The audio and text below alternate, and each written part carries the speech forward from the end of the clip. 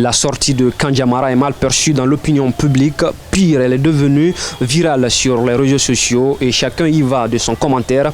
Dans sa prise de parole à l'occasion de l'inauguration d'une stèle de Mamadi Doumbouya au quartier Banankorda, le préfet de Kankan, sur fond de menaces de mort, a mis en garde toute personne qui s'attaquerait à l'effigie du chef de l'État.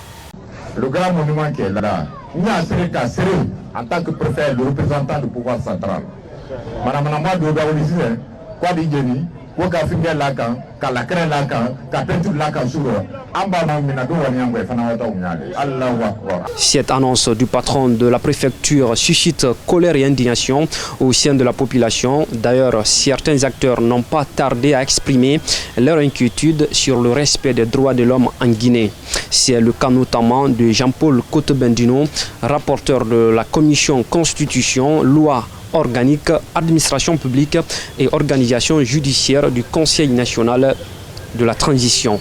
Avouer la commission d'un crime et menacer si facilement, au surplus publiquement, de commettre un autre dans la perspective de la protection d'un édifice public, pour lequel la loi donne des moyens appropriés aux maires, ne relève pas seulement, pour un agent de l'État et au surplus un préfet, d'un manquement notoire à ses obligations au regard des principes qui régissent le service public, c'est surtout un agissement punissable et qui ne peut ni ne doit demeurer impuni malgré tout. La balle est à la fois dans le camp des autorités de rattachement, de nomination et du procureur de la République. Cette déclaration survient dans un contexte critique où un citoyen ayant été interpellé pour avoir brûlé l'effigie du président a trouvé la mort en prison dans des circonstances confuses.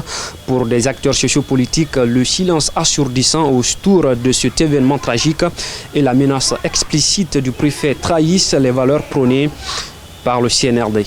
Comment on peut faire l'apologie des crimes organisés comme ça? C'est anormal. Une autorité ne doit pas dire ça. Donc, voici ce que le professeur Alpha Condé n'allait pas permettre. Avouer la commission d'un crime et menacer si facilement, au surplus publiquement, de commettre un autre dans la perspective de la protection d'un édifice public, pour lequel la loi donne des moyens appropriés aux maires, ne relève pas seulement, pour un agent de l'État et au surplus un préfet, d'un manquement notoire à ses obligations au regard des principes qui régissent le service public, c'est surtout un agissement punissable et qui ne peut ni ne doit demeurer impuni malgré tout. La balle est à la fois dans le camp des autorités de rattachement, de nomination et du procureur de la République. La déclaration, devenue désormais une pilule difficile à digérer, est révélatrice.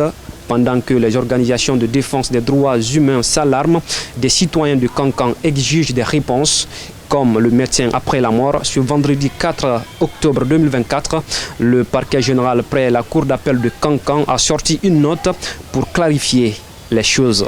Le parquet général près la cour d'appel de Kankan informe l'opinion publique nationale et internationale que suivant l'expertise médico-légale d'un corps numéro 028 IRSKHRK 2024 en date du 27 septembre 2024, délivré par la Direction générale de l'hôpital régional de Kankan, les circonstances liées au décès de feu Dr Mohamed Di Oubaté, paix à son âme, médecin âgé de 48, sont à rattacher à un cas idiopathique. Pour bon nombre d'observateurs, les mots de Kandiamara confirment ce que beaucoup murmurent déjà. La mort du médecin n'est pas naturelle, mais le résultat d'une volonté manifeste de punir ceux qui osent s'opposer au régime. Le préfet de Kankan sera-t-il inquiété? Attendons de voir.